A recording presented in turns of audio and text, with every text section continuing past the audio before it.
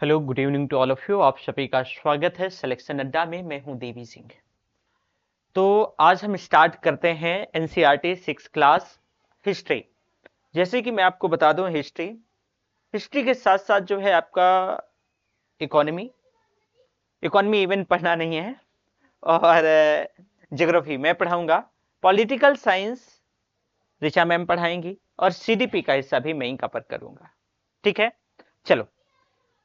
तो हमें जो है 6 क्लास की, आप देख रहे हैं मैंने जो है ना 6 क्लास की एनसीईआरटी एक तरफ लगा के रखा है, ये आप देख पा रहे होंगे। ये दरअसल स्क्रीन स्प्लिट है, तो आप मेरे जो है राइट हैंड साइड देखेंगे तो इसमें 6 क्लास की एनसीईआरटी है, और उसी के अंतर्गत ये चैप्टर मेंशन है। इस 6 क्लास की एनसीईआरटी के अंतर्गत जैसे कि जो अध्याय है, पहला अध्याय है कि क्या, कब, कहां और कैसे। दूसरा अध्याय है कि भाई आखेट खाद्य संग्राहक से जो है उत्पादन, भोजन उत्पादन तक। तीसरा है आरंभिक नगद। चौथा है क्या बताती हैं हमें किताबें और कब्रें। पांचवा है राज्य राजा एक प्राचीन गणराज्य। छठा है नए प्रश्न नए विचार। सातवां है अशोक एक अनोखा सम्राट जिसने युद्ध का त्याग किया। आठवां है खुशहाल गांव और समृद्ध शहर। नौवां है व्यापारी राजा और तीर्थयात्री। 10वां है नए साम्राज्य और राज। 11वां है इमारतें चित्र और किताबें। तो ये सारे जो चैप्टर हैं उनको बारी बारी से एकदम प्रॉपर वे पे जो है बारी बारी से सभी को पढ़ेंगे, तो भी आपको परेशान नहीं होना है। ठीक है। दूसरा सबसे महत्वपूर्ण बात कि आपको जो है नोट्स चाहिए होगा, क्योंकि आप बोलेंगे कि सर नोट्स कैसे मिलेगा। तो नोट्स के लिए हम एक चैनल जनरेट कर देंगे, जो है एक टेलीग्राम भी और एक व्हाट्सएप भी, जो है बिजनेस अकाउंट। तो आपको इस नंबर पे मैसेज करना है 9555031427। या तो ये नंबर है या एक नंबर और है 9161353292। इन दोनों में से किसी नंबर पे आप जो है कॉल कर सकते हो, और कॉल करके जो है हमसे संबंधित जानकारी भी पूछ सकते हो। तो हमारे जो चैप्टर, जैसे मैंने आपको बताया, किताब का नाम है हमारे अतीत। ये आपके चैप्टर हैं, और सबसे पहले आप देखोगे तो इसके अंतर्गत जो आपका पहला चैप्टर है जो आता है, पहले चैप्टर में पूछा जाता है कैसे पता लगाएं। मतलब इनको हम बहुत बारी बारी से डिटेल से समझने का प्रयास करेंगे। लेकिन उससे भी ज्यादा जरूरी है कि हम इतिहास क्यों पढ़ें, इतिहास पढ़ने की आवश्यकता क्यों है, आखिर इतिहास है क्या, क्यों जरूरी है। क्योंकि अगर हम इतिहास स्टार्ट कर रहे हैं तो हमें एक बुनियादी जो बेसिक चीजें हैं उसे हमें समझना चाहिए, समझना पढ़ना चाहिए। देखो भाई, इतिहास पढ़ना इसलिए जरूरी है क्योंकि इससे हमें अपनी दुनिया, समाज और खुद को बेहतर ढंग से समझने में मदद मिलती है। अगर हम इतिहास को पढ़ते हैं तो हमारा दुनिया कैसा है, हमारा समाज कैसा था, उससे जो गलतियां हुई हमारी सोसाइटी से पूर्व में, उन गलतियों से हम कैसे सीख सकते हैं, कैसे बेहतर समझ बना सकते हैं। कि भाई जो अतीत में गलतियां हुई हैं उनसे सीख करके हम भविष्य के लिए एक बेहतर योजनाएं बनाने में भी जो है इतिहास पढ़ने का एक ये भी वजह है कि इतिहास हम इसलिए पढ़ते हैं कि जो भाई फ्यूचर में हम बेहतर योजनाएं बना सके, जो कि अतीत में गलतियां हुई हैं उनसे सीख करके। अब यहां कुछ कारण है कि क्यों क्यों पढ़ें। तो सबसे जरूरी कि भाई दुनिया को समझने में इतिहास से मदद मिलती है। आप कहोगे कि सर दुनिया को समझने में कैसे मदद मिलती है। हम आते हैं अपने टॉपिक पर, परेशान नहीं होना है। जो हमारा जो पहला चैप्टर है कि क्या, कब, कहां और कैसे, इसको हम डिटेल में डिस्कशन करेंगे, आपके साथ डिटेल में डिस्कशन करेंगे। ठीक है। पर सबसे जरूरी बात है कि इतिहास क्यों पढ़ें, तो उसी पर हम थोड़ा सा 5 मिनट बात करते हैं विस्तार से। देखो, मैंने जैसे बताया था, ये चीजें एक बार आप पढ़ लोगे ना तो दिमाग में रह जाएंगी, बैठ जाएंगी, फिर कोई दिक्कत नहीं है। और एक यही फायदा होता है कि सिविल का अगर कोई टीचर आपको जो है जो लोअर एग्जाम के लिए पढ़ा रहा होता है, खैर छोड़ो। तो देखो, दुनिया को समझने में इतिहास से कैसे मदद मिलती है कि इतिहास हमें सिखाता है, बताता है कि समाज, व्यवस्थाएं, विचारधाराएं, सरकारें, संस्कृतियां, जो टेक्नोलॉजी, ये एक्चुअल में विकसित कैसे हुई और इसमें कैसे बदलाव आए। ये कहां से पता चलता है? इतिहास से ही पता चलता है। इतिहास को जो लोग हल्के पे, खास करके साइंस बैकग्राउंड के बच्चे बोलते हैं कि क्या इतिहास है, मैं आपको बता दूं कि जैसे कि मैं किसी भी विषय की कोई जो है ना, मैं उसके प्रति पूर्वाग्रही नहीं हूं, ना ही आलोचना करना चाहता हूं, ना ही कर रहा हूं, ना ही मेरी इतनी बिसात है। पर हां, कई बार यह होता है कि मैथमेटिक्स या फिर जो है दूसरे सब्जेक्ट, साइंस जैसे सब्जेक्ट में एक इमोशंस नहीं होता है। भाई मैथमेटिक्स में 2 इंटू 2 इज इक्वल टू 4 ही होता है, पर ह्यूमैनिटीज के सब्जेक्ट में ऐसा नहीं, इसमें इमोशंस होते हैं, समाज को समझने का अप्रोच होता है, नजरिया होता है। तो इतिहास, पॉलिटिकल साइंस, सोशियोलॉजी, ये ऐसे विषय हैं जो समाज को बनाते हैं, गठित करते हैं, इसका गठन होता है। तो भाई दुनिया को समझने में इतिहास कैसे मदद करता है कि हमें सिखाता है कि हमारी व्यवस्थाएं, विचारधाराएं, संस्कृतियां, सरकारें, समाज, प्रौद्योगिकी ये कैसे विकसित हुई, ये पता कहां से चलता है? इतिहास से चलता है। सहानुभूति विकसित करना कि भाई इतिहास दूसरों के जीवन और संघर्षों का अध्ययन करके एक सहानुभूति विकसित करने में भी तो हेल्प करती है। कि मान लो ऐसे समझो कि कोई व्यक्ति है और हमने कोई कहानी हमने पढ़ी है और उसका एक बहुत लंबा संघर्ष रहा है। आपने कई बार जो है क्या होते हैं कि सुनते होंगे कि भाई एक व्यक्ति रिक्शा चालक का बेटा आईएएस बन गया। कई बार आपने सुना होगा कि रिक्शा चालक का बेटी या बेटा जो है क्या नीट निकाल लिया, आईआईटी में पहुंच गया। तो कई बार जो है जो उस बैकग्राउंड से बच्चे आ रहे होते हैं उससे मोटिवेट होते हैं, ठीक है, क्या होते हैं, एक सहानुभूति विकसित करने में भी मदद मिलती है कई बार। दूसरा कि भाई विश्लेषणात्मक और आलोचनात्मक जो है सोच भी तो विकसित होती है इतिहास पढ़ने से। अब आप कहोगे कैसे सर? देखो इससे क्या है कि बहुत डाइवर्सिटी है इस पे, तो आपको यहां पर जो है कई प्रकार की चीजें देखने को मिल सकती हैं कि आप में एक विश्लेषणात्मक अप्रोच बनता है, एक आलोचनात्मक नजरिया गठित होता है। साथ में आप सबसे महत्वपूर्ण बात है कि भाई गलतियों से सीखते हो।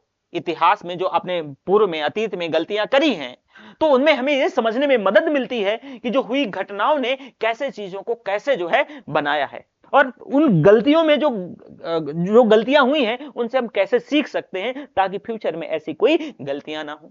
साथ में इतिहास से हम फ्यूचर के बनाने के भविष्य के लिए योजनाएं बना सकते हैं कि अतीत में घटनाओं को समझते हैं, हम भविष्य के लिए बेहतर प्लानिंग कर सकते हैं और उन प्लानिंग के साथ जो है गलतियों से बच सकते हैं। संस्कृति और पहचान को समझना, संस्कृति और पहचान को समझना, देखो संस्कृति हमें अपनी संस्कृति, पहचान, विरासत को समझने में क्या करती है भाई? मदद करती है। वहीं अतीत की खोज करना भाई, तो इतिहास हमें अतीत की खोज करने और उनकी गहरी समझ विकसित करने में भी मदद करता है। एक इतिहास का यह भी काम है कि आपको सक्रिय नागरिक बनाए। तो भाई इतिहास का अध्ययन करके आप सक्रिय नागरिक बनने की भी आपको शक्ति मिलती है। साथ में इतिहास पढ़ने के बाद आप तार्किक और प्रमाणों का मूल्यांकन करना सीख जाते हैं कि भाई आपको कई प्रकार के जो तर्क हैं, प्रमाण हैं, उनका मूल्यांकन करने की क्षमता विकसित होती है। और बहुत सारे दृष्टिकोण हैं, आपको अलग अलग दृष्टिकोण जो विभिन्न प्रकार के जो दृष्टिकोण, व्याख्याओं को समझने में भी मदद मिलती है।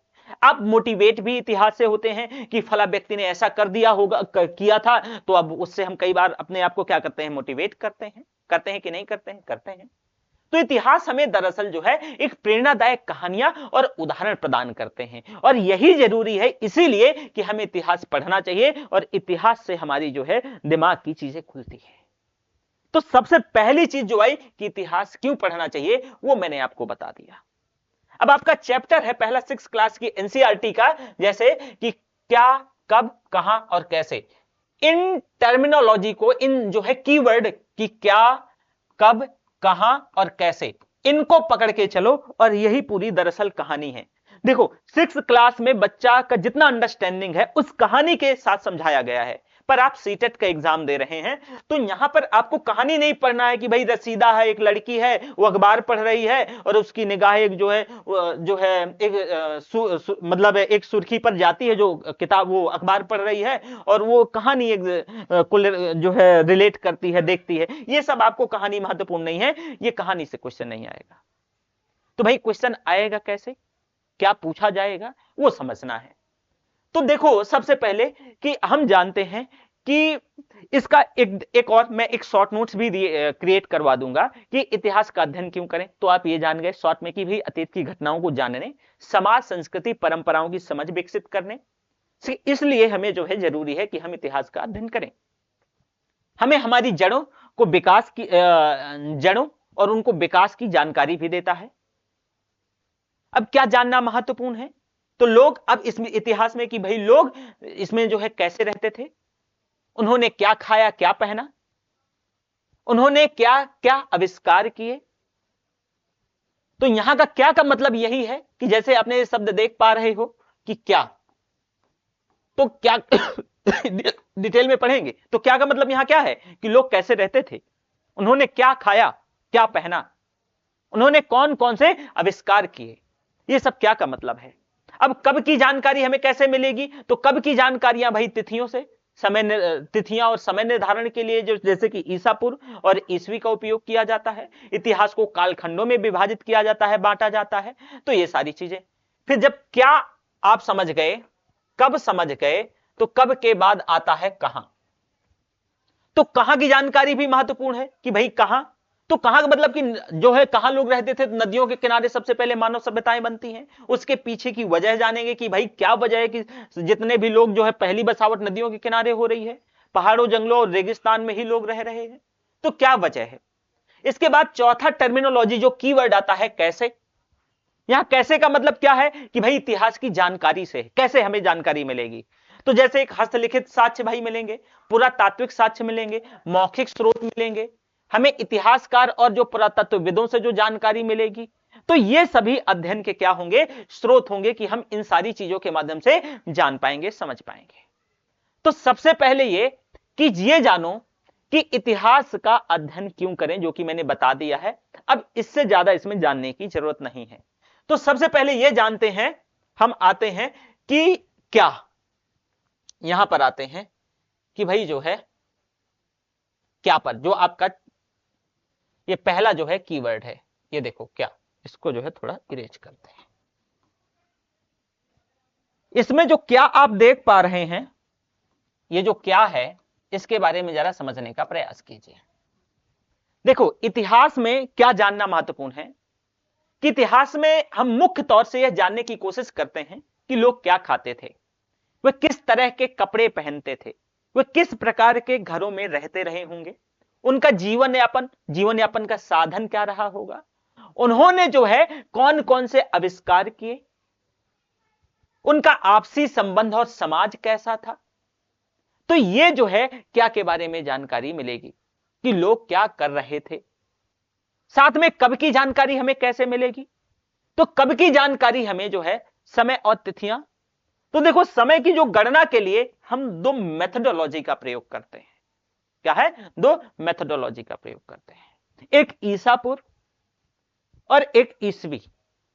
ईसा पूर्व आप जिसको बीसी क्राइस्ट बिफोर कहते हैं, बिफोर क्राइस्ट जो है, और एडी जो अन्ना डोमिनी यानी ईसवी। तो एक टाइम होता है, मान लो कि जैसे ये 0 मान लिया गया, तो इससे पहले का टाइम, ईसा मसीह के जन्म से पहले का टाइम, ये जो है बीसी कहलाता है। और इसके बाद का टाइम एडी अन्नो डोमिनी कहलाता है। तो ये जो बीसी है ये ईसा पूर्व हो गया, क्या हो गया, ईसा पूर्व। और एडी जो है ये आपका अन्नो डोमिनी क्या हो गया, ये आपका जो एडी है दरअसल बेटा, ये आपका ईसवी हो गया। क्या हो गया, ईसवी हो गया। जैसे एक उदाहरण से समझो कि जब आप हड़प्पा की कहानी पढ़ोगे, हड़प्पा सिविलाइजेशन, तो उसका टाइम पीरियड जो आपके हड़प्पा सिविलाइजेशन का है, वो जो आपका 1750 बीसी से आपको 2250 बीसी से 2250 बीसी से 1750 बीसी माना जाता है। इसका मतलब क्या है कि हड़प्पा सभ्यता 2500 ईसा पूर्व में थी लगभग, ईसा पूर्व में, ध्यान रखना। तो आज कितना भाई 2025 चल रहा है, तो 2025 ईसा पूर्व के बाद हो गए और 2500 साल पहले लगभग 5000 साल की कहानी है। इसका मतलब यह घटना कितनी 5000 साल की पहले की है। भाई ईसा पूर्व जो है ईसा के जो जन्म के पहले का समय, और जो ईसवी है उसके बाद का समय। तो जैसे आप ऐसे समझने का प्रयास करो कि भाई ऐसे समझो, यहां पे देखो खाली पेज, ऐसे यहां पे देखो कि अगर हम कोई जैसे डेट लिखते हैं, मान लो कि हड़प्पा सभ्यता ही लिख लें, हड़प्पा सिविलाइजेशन, तो इसका टाइम अलग अलग माना जाता है। कहीं कहीं आप देखोगे कि 2350 से लेकर के 1750 बीसी माना जाता है, इसको लेकर के बहुत लोड नहीं लेना है। और कहीं कहीं 2250 से जो है 1750, कहीं 2400, मतलब ऐसे लगभग जो है ना माना जाता है। बेटा ईसा जैसे मैंने बताया जो भाई ईसा मसीह हैं, तो जब इनका जन्म हुआ तो 0 मान लिया गया और कहा गया कि जिनके जो ईसा जो है इनके जन्म के जो घटना है वो 0 मानी गई, तो इनसे जो पहले की जितनी भी घटनाएं वो ईसा पूर्व कहा गया। ईसा मसीह के जन्म के पहले का, तो इस वजह से ईसा पूर्व, या इसको जो है बिफोर क्राइस्ट, बीसी बोल देते हैं, बिफोर क्राइस्ट, बीसीई लिखा होगा या बीसी, बीसीई बिफोर क्राइस्ट इरा हो गया। और जो ईसा मसीह के जन्म के बाद का समय, तो एडी कहलाता है, और इसी को क्या कहते हैं, जो ये एडी कहलाता है ना, यही ईसवी कहलाता है। क्या कहलाता है? ईसवी। तो आज देखो कि हड़प्पा सभ्यता के पहले, तो भाई हड़प्पा सभ्यता मान लो 2350 से, तो भाई 2350 साल तो ईसा मसीह के जन्म के पहले के हो गए, और 2000 कितना, 2025 अब हो गए। अगर इनको जोड़ लोगे तो मोटा माटी करीब करीब करीब आपका जो है ना, वही 2345 साल के आसपास आएगा। मतलब जो हड़प्पा सभ्यता की घटना है करीब करीब 4500 साल पहले हुई थी, लगभग है वही, आप देख लेना। अब ये कोई घटना जैसे मान लो, अगर दूसरा देख लो कि 500 ईस्वी में हुई, तो कब हुई होगी? मान लो कि हम कहें कि भाई किसी का जन्म 500 ईस्वी में हुआ, तो यह घटना कब की है? 2025 चल रहा है, तो यह घटना 1500 साल पुरानी है। तो आप समझ गए होंगे, तो यह आपने जान लिया। दूसरा है काल विभाजन। भाई काल विभाजन जो है, देखो इतिहास को मुख्यतः हम 3 भागों में बांटते हैं। एक है प्राचीन इतिहास। प्राचीन इतिहास में आप जो है, जब इतिहास का जब आप एनसीईआरटी में भी ऐसा ही है दिया है, लेकिन जब आप होलिस्टिक मैनर में पढ़ते हैं तो आप ancient history, medieval history and modern history, world भी पढ़ते हैं। तो आरंभिक मानव, ये प्राचीन इतिहास में आपको देखने के मिलेगा, हड़प्पा सभ्यता, वैदिक युग, और इस प्राचीन इतिहास के बाद फिर जो है, जैसे आप ये देख लीजिए, उसके बाद मतलब बहुत सारे चैप्टर हैं, 10 से ज्यादा चैप्टर हैं इसमें, बड़े बड़े मेजर चैप्टर हैं। सबसे पहले तो यही आ जाएगा कि भाई जो है आरंभिक मानव, है ना, फिर वैदिक पीरियड आ जाएगा, फिर जो है हड़प्पा सिविलाइजेशन आ जाएगा, हड़प्पा सिविलाइजेशन के बाद जो है मॉडर्न पीरियड आ जाएगा, पोस्ट मॉडर्न पीरियड आ जाएगा, गुप्ता पीरियड आ जाएगा, पोस्ट गुप्ता पीरियड आ जाएगा, तो अलग चीज है। इसी तरह मध्य इतिहास तो राजपूत काल, दिल्ली सल्तनत, मुगल साम्राज्य, ठीक है। फिर आधुनिक इतिहास में देखोगे तो ब्रिटिश शासन, स्वतंत्रता संग्राम, और ये सारी चीजें आ जाएंगी, ठीक है। तो ये काल विभाजन है, वो अपने अपने हिसाब से जो है कर लिया जाता है। तो आप समझ गए कि जो है यहां पर आप देखिए कि क्या का मतलब, जो हम यहां पर एक शब्द जो है, 1 मिनट, चलो यहां पर नहीं है, यहां पर देख लो। तो क्या, अब आता है नंबर कब, और फिर आता है कहां, है ना, कहां। तो हमने क्या क्या बताया आपको, 2 चीजें बता दी हमने, कब के भी बारे में जानकारी दी, ठीक है, क्या के भी बारे में आपको जानकारी दी कि क्या से हम क्या क्या समझ पाएंगे, जान पाएंगे। इसके साथ साथ इतिहास में हम मुख्य तौर से यह जानने का भी प्रयास करते हैं कि भाई कैसे और क्या मतलब क्या लोग खाते थे, क्या पहनते थे, कैसे घरों में रहते थे, कब यहां जो है आपको तिथियों से लेकर के लेना देना है। अब आती है बात कहां पे, तो कहां की जानकारी महत्वपूर्ण है। तो इतिहास में भाई स्थान जो है, स्थान का बहुत महत्व है, क्योंकि भौगोलिक परिस्थितियां यह तय करती हैं कि लोग कहां और कैसे रहेंगे। भाई इतिहास में स्थान का बहुत महत्व है, क्योंकि आप क्या पहनेंगे, क्या खाएंगे, कैसे रहेंगे, यह कैसे मैटर करेगा, वहां की भौगोलिक परिस्थितियां निर्धारित करेंगी। एक उदाहरण से समझने का प्रयास कीजिए। साउथ इंडियन लोगों को आपने देखा होगा कि ज्यादातर लोग जो है लुंगी में रहते हैं, और फिर आया लुंगी डांस, याद है, लुंगी में रहते हैं। आप देखेंगे कि नॉर्थ इंडिया में सामान्यतया लोग लुंगी तो नहीं पहनते हैं, वो जो है अपना पैंट शर्ट, ये जो फॉर्मल, इसे पहनते हैं। आखिर क्या वजह है एक ही देश में? आप देखोगे कि आप चले जाओ कश्मीर वाले रीजन पे, तो वहां पर लोग क्या पहनते हैं। नॉर्थ ईस्ट में चले जाओ, या फिर राजस्थान वाले एरिया जो है, पश्चिम गुजरात वाले एरिया में चले जाओ, पश्चिम भारत में, आप देखोगे लोगों का खान पान, लोगों का रहन सहन, लोगों का पहनावा, ये अलग अलग होगा। आपने कभी सोचा कि इसके पीछे का क्या रीजन है? इसके पीछे का रीजन है भौगोलिक परिस्थितियां। भौगोलिक परिस्थितियां ही तय करती हैं कि लोग कहां कैसे रहेंगे, क्या खाएंगे, क्या पिएंगे, क्या पहनेंगे। अब कैसे, अब जैसे कि एक उदाहरण मैंने आपको वही लुंगी वाला बताया, तो देखो भाई वहां पर जो है ना ह्यूमिडिटी बहुत ज्यादा होती है साउथ इंडिया में, और जब ह्यूमिडिटी बहुत होती है तो आपको ढीले ढाले कपड़े चाहिए। क्यों? अगर आप बहुत जो है टाइट कपड़े पहन लेंगे तो आपने देखा होगा कि जो है कई प्रकार की, जैसे चेहरे पे या फिर जो है बॉडी पे रेसेस वगैरह आ जाते हैं। जैसे सामान्यतः आप उत्तर भारत में, बिहार, यूपी, मध्य प्रदेश में रहते होंगे, तो जब हमें ह्यूमिडिटी बढ़ जाती है तो आप जो है देखते होंगे कि आप भी ढीले ढाले कपड़े पहनने का प्रयास करते हैं। अगर बहुत टाइट कपड़े पहनते हैं तो रेसेस वगैरह आ जाते हैं। तो बताओ, भौगोलिक परिस्थितियां इन्होंने तय किया ना कि आप लुंगी पहनोगे कि या कैसा कपड़ा पहनोगे। आप कश्मीर में चले जाओगे तो उनके मोटे उलन कपड़े पहन रहे हैं वो, उसकी भी वजह है क्योंकि वहां ठंड प्रदेश है, ठंडी हो रही है। खाने का भी आप देखोगे, जैसे कि हमारा देश ही एक्चुअल में जो है ना गुलाम हुआ सिर्फ मसालों के चक्कर में। अब भाई मसाले कौन लेने आएंगे, मसाले ज्यादा कौन खाएंगे अपने आप को गर्म रखने के लिए? ठंड प्रदेशों के लोग। और वो आए, उनको अच्छा लग गया, इसी का वो जो है व्यापार करने लगे, और उन्हें लगेगा कि यार अब तो जो है हमें बहुत बड़ी चीज हाथ लग गई है, तो हम गुलाम भी हो गए। तो ये सारी चीजें कहां कंज्यूम क्या की जाएंगी, ये भी भौगोलिक परिस्थितियां ही निर्धारित करती हैं। अब भाई आप देखो, इनिशियल फेज में लोग कहां बसेंगे?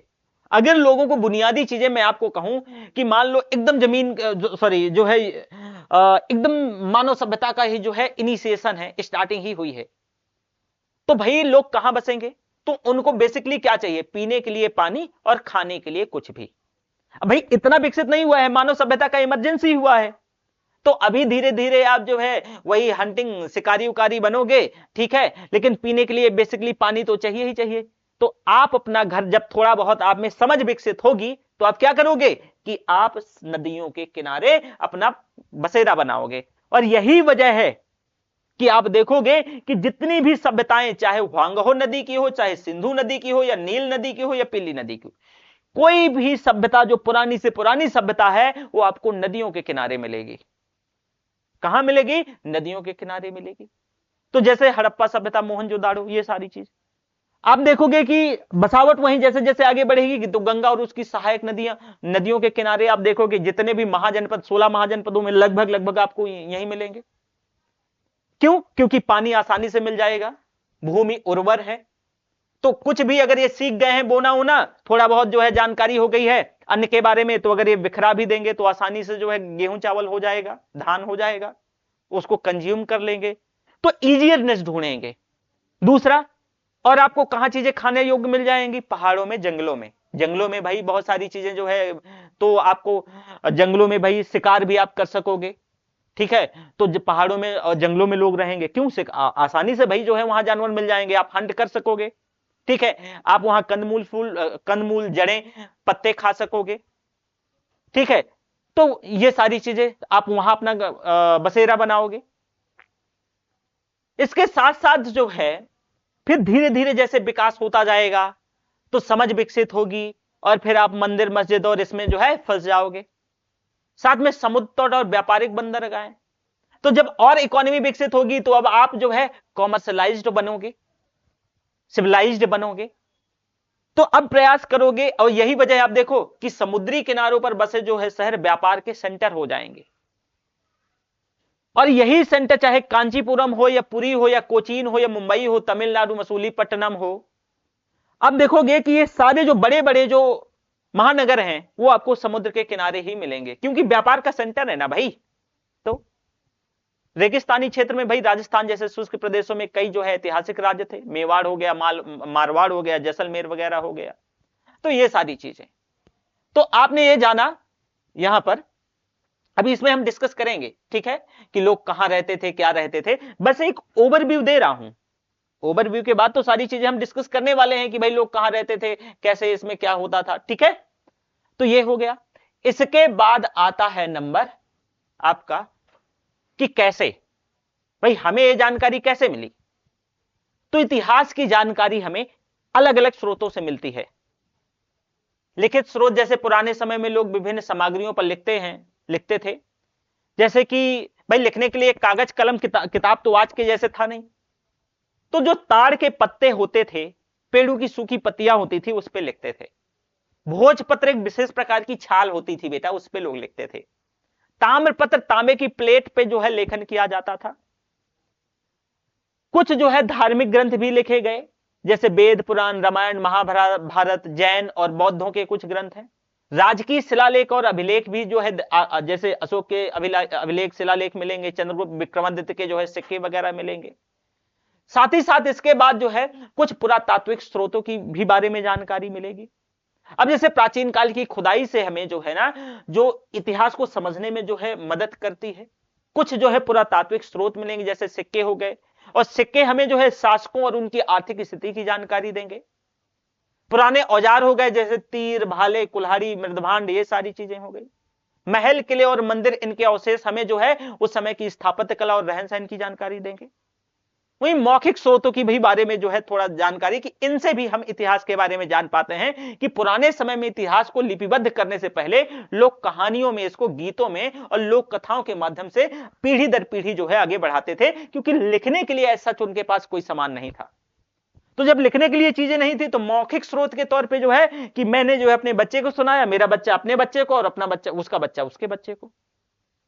तो ये कहानियां आप देखोगे कि हमारे लोक गीतों, नृत्यों, परंपराओं में भी जो है आज भी जीवित है। आप इसे देख सकते हो प्रॉपरली। फिर आता है इतिहासकार और जो है पुरातत्वविद का रोल। तो इतिहासकार जो है कौन होते हैं भाई? ये वो विद्वान होते हैं जो लिखे स्रोतों और अन्य प्रमाणों के आधार पर अतीत की घटनाओं का अध्ययन करते हैं।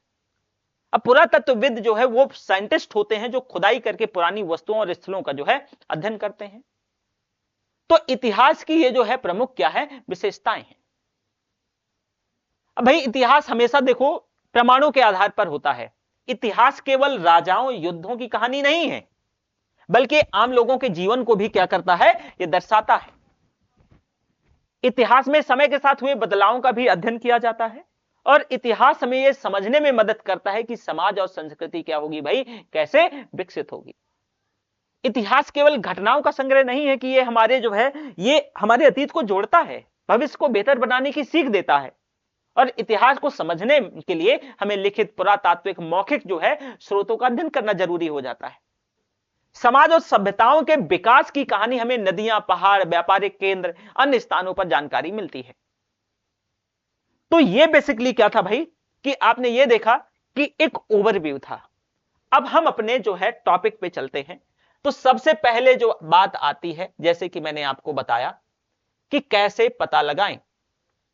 तो पहले तो ये रसीदा से सवाल है कि रसीदा बैठी अखबार पढ़ रही है, और अचानक उसकी निगाह एक जो है सुर्खी पर, सुर्खी का मतलब जो है मतलब एक जो है पॉइंटर है, तो उस पर पड़ती है और देखती है कि 100 साल पहले वह सोचने लगी कि ये कोई कैसे जान सकता था कि इतने वर्षों पहले क्या हुआ था। रसीदा के दिमाग में एक क्वेश्चन आता है अखबार पढ़ते पढ़ते कि ऐसे कैसे पता चलेगा कि क्या हुआ था।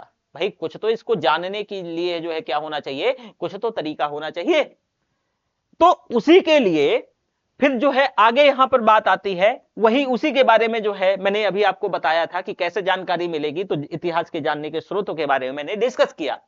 अब कैसे पता लगाएं कि यह जानने के लिए कि कल क्या हुआ था, तो तुम रेडियो में सुन सकते हो, कि टेलीविजन देख सकते हो, या फिर अखबार पढ़ सकते हो। साथ ही यह जानने के लिए कि पिछले साल क्या हुआ था, और किसी ऐसे व्यक्ति से बात कर सकते हो जिसे उस समय की जानकारी स्मृति हो, लेकिन बहुत पहले क्या हुआ था ये कैसे जाना जा सकता है। देखो ये सिर्फ कहानी बता रहा है, यहां से क्वेश्चन भी नहीं आएगा। ये कहानी जरा दरअसल इस वजह से बता रहा है, 6th क्लास के बच्चे की एक अंडरस्टैंडिंग बनाने के लिए कहानी बताई जा रही। ठीक है, इसके बाद हमें अतीत के बारे में हम कैसे जान सकते हैं। तो जैसे कि मैंने बताया कि भी अतीत के बारे में हमें जानकारी कहां से मिलती है, अतीत में जो है कैसे जान सकते हैं, लोग क्या खाते थे, क्या पहनते थे, किस तरह के जो है काम करते थे। लोग आखेटक थे, ठीक है, आखेटक हंटर थे, हंटिंग करते थे, ठीक है, शिकारी थे, पशुपालक, कृषक, शासक, ये जो वैज्ञानिक, ये सारी चीजें जो है वही। अब लोग कहां रहते थे, तो सबसे पहले हम एक जो है यहां पर देखो कि लोग कहां रहते थे। तो मानचित्र एक निकालते हैं और उसमें कहा गया है कि नर्मदा नदी का पता लगाओ, और कई लाख वर्ष पहले से लोग इस नदी के तट पर रहते थे, और यहां रहने वाले आरंभिक लोगों में से कुशल संग्राहक थे, जो कि आसपास के जंगलों की विशाल संपदा से परिचित थे, और अपने भोजन के लिए वो जड़ों, फलों और जंगल के अन्य उत्पादों को यहीं से संग्रह किया करते थे। वे जानवरों को मार करके उनका शिकार भी करते थे। तो चलो तुमको हम ले चलते हैं यहां पर। ये आप मैप देख रहे होंगे, और देखो कि यहां पर जो है नर्मदा नदी क्या कहां पर है, ये देखो ये नर्मदा नदी है और यहीं पर कहा जा रहा है कि सबसे पहले जो है मानव सभ्यता का जो है भारत में डेवलपमेंट देखने को मिलता है। ये जो नर्मदा नदी, ये मध्य प्रदेश वाला एरिया है बेटा, यहां बहुत लाख साल, कई लाख साल पहले यहां लोग रह रहे थे और यहाँ के लोग जो है ना बहुत जबरदस्त एक कुशल हंटर थे, कुशल संग्राहक थे। ये लोग जो है भोजन, जड़, फलें, जंगल के उत्पादों पर अपना जीवन जो है इनका जीवन निर्भर था और ये लोग जो है जानवरों पर निर्भर थे, जानवरों का शिकार करते थे और उन्हीं का अपना निवाला बनाते थे। इसके बाद आप देखोगे कि उत्तर पश्चिम की सुलेमान और किरथर पहाड़ियां, तो चलो इसी में आ जाओ कि आप ये देख रहे होंगे सुलेमान और किरथर की पहाड़ियों के बारे में। अब कहा जा रहा है कि इस क्षेत्र में कुछ ऐसे स्थान हैं जहां लगभग 8000 वर्ष पूर्व स्त्री पुरुषों ने सबसे पहले गेहूं और जौ जैसी फसलों को उपजाना आरंभ किया। यानी वेरी फर्स्ट टाइम आप अगर देखोगे तो यही सुलेमान और किरथन की यही वाला क्षेत्र है कि सबसे पहले मानव जो है अनाज क्या करता है, उगाता है। और जब आप बताओ, बड़ा सिंपल सा बात है कि ये लोग क्या करेंगे कि फसल उगाना शुरू करेंगे। तो भाई फसल उगाना शुरू करेंगे तो ये फिर जो है पशुपालन भी तो शुरू करेंगे, तो भेड़, बकरी, गाय, ये पशुओं को भी पालना शुरू करेंगे। अब धीरे धीरे जो है विकास होता जाएगा तो ये जो है गांव में रहने लगेंगे, अपना घर बनाने लगेंगे, पास पास तो गांव बनेंगे, तो गांव में रहने लगेंगे। इसके साथ साथ हम चलो उत्तर पूर्व में चलते हैं, गारो और मध्य भारत में विंध्य की पहाड़ियों का पता लगाओ और यहां पर जो है कृषि का विकास होता है। ये ऐसे ही क्षेत्र हैं जहां पर सबसे पहले चावल उपजाया जाता है और वे स्थान विंध्य के उत्तर में था। चलो थोड़ा सा इस पे देखो आप, ये आपको गारो की पहाड़ी हो गई, ठीक है, और यहां पर ये विंध्य की पहाड़ी आप देख पा रहे होंगे, ये आपकी क्या है, विंध्य की पहाड़ी है। ये वही क्षेत्र है जहां सबसे पहले लोग जो है चावल उगाना शुरू करते हैं। तो जैसे उत्तर पश्चिम में भाई सुलेमान और किरथन की पहाड़ियां, जो कि पाक अफगानिस्तान, ये वाला रीजन आपका पाक अफगानिस्तान वाला एरिया है। तो इस स्थान पर यानी 8000 वर्ष, ये 8 नहीं है, 8000 वर्ष पूर्व जो है स्त्री पुरुषों ने सबसे पहले गेहूं और जौ चावल को उगाना शुरू किया। ये भेड़ बकरी जो है बैलों को अपना पालतू बनाया और ये गांव में रहने लगी। ये शॉर्ट नोट्स में चीजें मिल भी जाएंगी। इसके बाद जो मैंने आपको बताया कि भाई उत्तर पूर्व में गारो और मध्य भारत में जो विंध्य पहाड़ियों का, तो ये जो गारो असम जो विंध्य पहाड़ियां हैं ये मध्य प्रदेश और यहां पर जो है कृषि का विकास होता है और वेरी फर्स्ट टाइम जो चावल है, यहां से क्वेश्चन पूछा जा सकता है, वो यहीं पर जो है उगाया जाता है, चावल, ध्यान रखना, वेरी फर्स्ट टाइम। इसके बाद आगे कहानी बढ़ती है और इसी में चलते हैं कि सिंधु और इसकी सहायक नदियों का पता लगाओ। देखो कह रहा है कि सिंधु, तो जरा देखो कि आपकी सिंधु है, मैं आपको इसको मिटा देता हूं थोड़ा सा, और देखो यहां पे कुछ सहायक नदियां देखने को मिल रही हैं, सिंधु, झेलम, चेनाब, रावी, सतलुज, ब्यास, ये इसकी सहायक नदियां हैं, ये देख पा रहे हैं। तो ये जो है ना करीब 4700 साल पहले, जैसे कि मैंने आपको बताया हड़प्पा का टाइम पीरियड याद करो, तो पूर्व आरंभिक जो है एक नगर फलता फूलता है जिसको हम हड़प्पा सभ्यता कहते हैं। यहां पर जो है करीब करीब आज से 4500 साल पहले एक सभ्यता का विकास होता है। इसके बाद धीरे धीरे ये चीजें आगे बढ़ेंगी और जो है मध्य भारत की ओर आएंगी और फिर मध्य भारत में आपको जो सोन और गंगा नदी वाला ये जो क्षेत्र है, सोन और गंगा वाला, यहां पर भी क्या होगा, विकास होगा। वही यहां पर कहा जा रहा है कि भाई जो आपकी सिंधु और सहायक नदियां हैं, तो भाई ये सहायक नदियां, अब सहायक नदियां भी बता रहा है कि सहायक नदियां क्या होती हैं। तो एक नदी की जो ट्रिब्यूटरीज हैं उन्हीं नदियों को हम क्या कहते हैं, सहायक नदियां कहते हैं, जो कि ये जाके फिर बड़ी नदी में मिल जाती हैं। तो लगभग करीब जो है 4700 साल पहले इन्हीं नदियों के किनारे कुछ आरंभिक नगर, वेरी फर्स्ट टाइम नगर, ठीक है, तो आरंभिक नगर फलते फूलते हैं। इसके बाद गंगा और इसकी सहायक नदियों के किनारे समुद्र तटवर्ती इलाकों में नगरों का विकास हुआ लगभग 2500 साल पहले।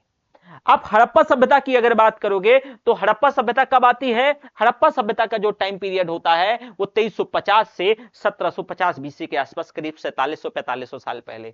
इसके बाद धीरे धीरे ये मध्य भारत में जो है बसावट चालू होगी और उसका टाइम पीरियड 2500 साल पहले के आसपास माना जाता है।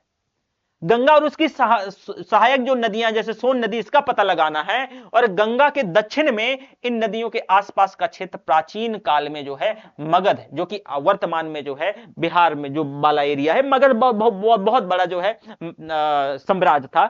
तो ये आज जो आप बिहार देख रहे हैं, इस मतलब ये बहुत उत्तर प्रदेश जो आज देख रहे हैं उसमें भी फैला हुआ था। तो जो वर्तमान बिहार के नाम से जाना जाता है, इसके शासक जो है मगध के बहुत शक्तिशाली थे और उन्होंने एक विशाल राज्य स्थापित किया और देश के अन्य हिस्सों में भी जो है ऐसे राज्यों की क्या हुई, स्थापना करी गई थी कि अलग अलग राज्यों में जो मगध जैसे राज्य है, जैसे 16 महाजनपद देखने को मिलेंगे, तो यहां पर जो है देखने को चीजें आएंगी। साथ ही साथ आगे देखेंगे कि लोगों ने सदैव उपमहाद्वीप के एक हिस्से से दूसरे हिस्से तक की यात्रा, कभी कभी हिमालय जैसे ऊंचे पर्वतों, पहाड़ियों, रेगिस्तान, नदियों और समुद्रों को जो है कारण यात्रा जोखिम भरी होती थी। मतलब यहां पर दरअसल ये कहा जा रहा है कि लोग जो है क्या करते थे कि यात्राएं करते थे, क्योंकि व्यापार वगैरह एक जगह से दूसरी जगह जो है चीजें भेजनी होती थी।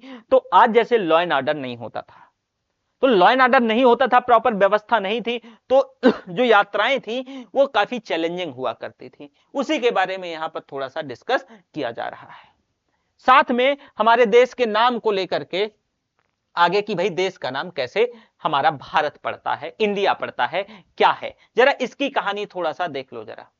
कि देश का नाम देखो, अपने देश के लिए हम प्रायः भारत के संविधान में इंडिया दैट इज भारत की बात कही गई है, इंडिया दैट इज भारत। अब जो ये इंडिया शब्द है, इंडिया शब्द है, ये शब्द इंडस से निकला है। किससे बेटा? इंडस से निकला है।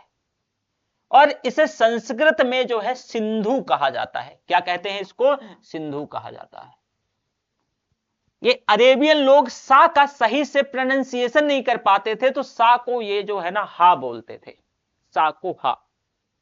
ठीक है, तो यहां पर जो है आप देखोगे कि ईरान और यूनान का पता लगाओ, जो कि उसी में है, और कहा जा रहा है कि लगभग 2500 साल पहले उत्तर पश्चिम की ओर से आने वाले ये जो ईरानी और यूनानी सिंधु को, यानी सा का प्रोनाउंसिएशन क्या कर रहे हैं? हा। तो सिंधु को ये हिंदोस कह रहे हैं, और हिंदोस या फिर जो है इंदोस।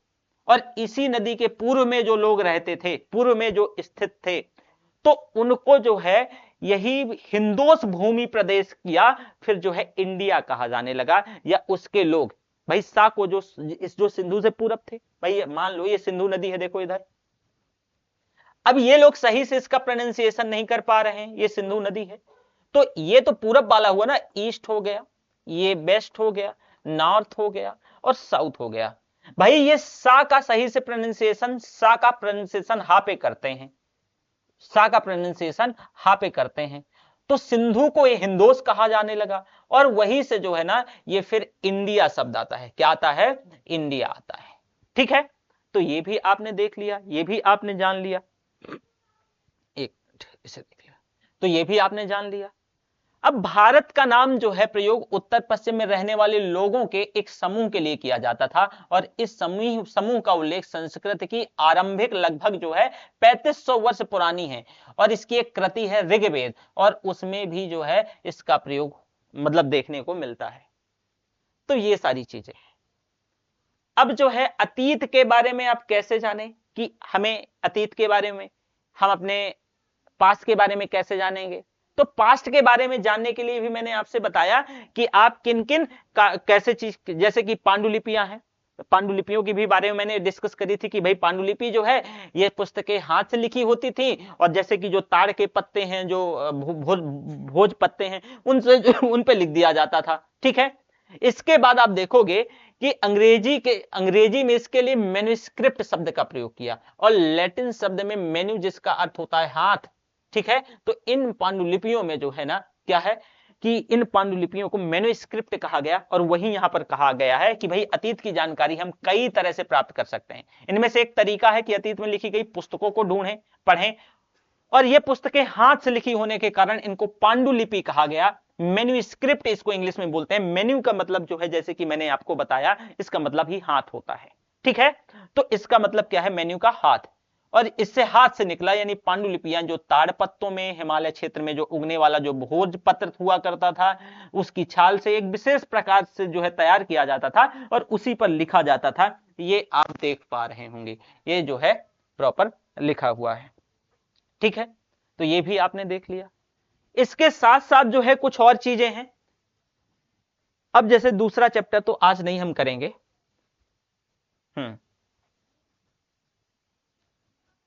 इन सारी चीजों के बारे में ऑलरेडी मैं बता ही चुका हूं।